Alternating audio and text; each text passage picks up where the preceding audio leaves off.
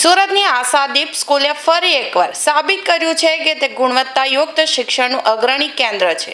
સુરતના કુલ 459 સામાન્ય પ્રવાહમાં A1 ગ્રેડમાંથી 159 વિદ્યાર્થીઓ એકલા આશાદીપ સ્કૂલના છે. એટલે કે સુરતના કુલ A1 ગ્રેડમાં 35% જેટલો મોટો હિસ્સો માત્ર એક જ શૈક્ષણિક સંસ્થાનો રહ્યો છે.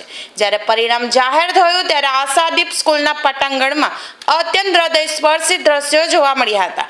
પોતાની દીકરીને ટોપર તરીકે જોઈને પિતા ભાવુક થઈ ગયા હતા અને જાહેરમાં હર્ષના આંસુ રોકી શક્યા ન હતા. દીકરીને વળગીને પિતાએ જે રીતે પોતાની ખુશી વ્યક્ત કરી તેણે ત્યાં હાજર સૌની આંખો ભીની કરી દીધી હતી.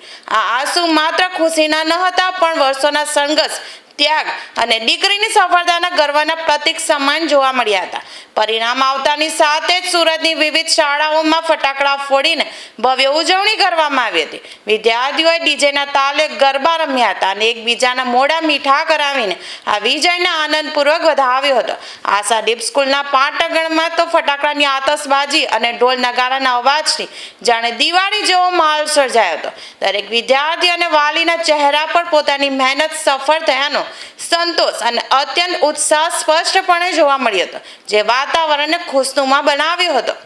આશાદીપ ગ્રુપ ઓફ સ્કૂલ તમે દરેક જાણો છો કે આશાદીપ ગ્રુપ ઓફ સ્કૂલ અત્યાર સુધી નવી હિસ્ટ્રી ક્રિએટ કરી છે. આજે પણ ફરીવાર એક નવી હિસ્ટ્રી ક્રિએટ કરી છે.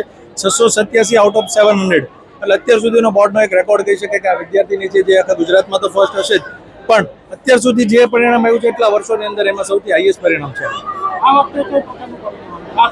પરિણામ કહેવા જઈએ તો કે અનબિલિવેબલ પરિણામ કહી શકે. બહુ બધા વિદ્યાર્થીઓ A1 ગ્રેડની અંદર છે અત્યારે, પણ સૌથી ખુશીની વાત છે કે ધોરણ 10ની અંદર જે રેકોર્ડ આશાદીપના નામે છે, સાયન્સમાં પણ આશાદીપના નામે છે અને આજે કોમર્સમાં પણ રેકોર્ડ બોર્ડનો આશાદીપના નામે થયો.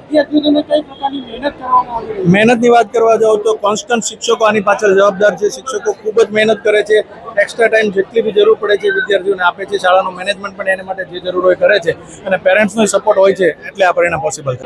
મારું નામ સતરિયા અક્ષર અનિલભાઈ છે. હું આશાદીપ કતારગામ વાળી બ્રાન્ચ છે ત્યાં અભ્યાસ કરું છું.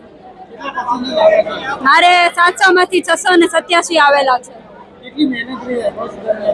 મહેનત તો ખૂબ કરી હતી અને મારો ટાર્ગેટ પણ હતો અચીવ કરવાનો છે હું થઈ શકે. આગળ જીપીએસસી ની તૈયારી કરવાની. માતા એમ્બ્રોઇડરીના મશીન છે. સ્કૂલ તરફથી પણ ખૂબ જ સપોર્ટ હતો અને એમના દ્વારા અમને ખૂબ મહેનત કરાવવામાં આવી હતી જેથી આ સફળ થઈ શકે.